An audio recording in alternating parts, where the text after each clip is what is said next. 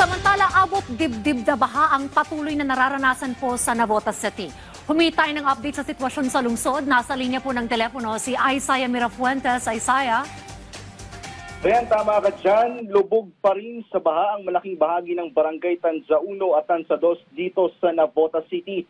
May mga bahagi ng Tanza 1 ang abot sa hanggang dibdib ang tubig baha. May mga pamilya na rin na nasa evacuation center mula sa barangay Tanza 1.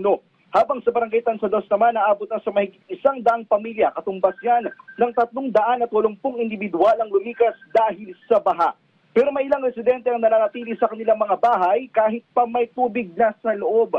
Ang mga barangay kasi na ito ay malapit sa ilog, kaya kung umapaw ang ilog o kapag sumabay ang high tide, itong dalawang barangay na ito ang nalulubog sa baha. May mga residente na rin na gumagamit ng bangka. Hanggang 50 pesos hanggang ang bayad, depende sa layo ng pasahero. Maliban sa malakas na ulan na halos walang hinto, sira pa rin kasi ang Tanza Navigational Floodgate na ito sana ang magbabalansi ng tubig sa mga barangay at sa ilog. Sinilip ko rin kanina, Dayan, ang lungsod ng Malabon. Lubog pa rin sa baha ang malaking bahagi ng lungsod. Ang barangay Potrero sa Malabon umabot nga sa hanggang lieg ang lalim ng baha. Apektado rin ang lungsod sa nasirang floodgate sa Navotas. Kaya sa ngayon, patok sa Malabon ang padjak o yung bisikletang may sidecar.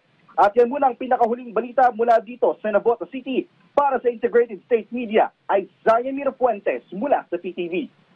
Maraming salamat, Isaiah Mirafuentes.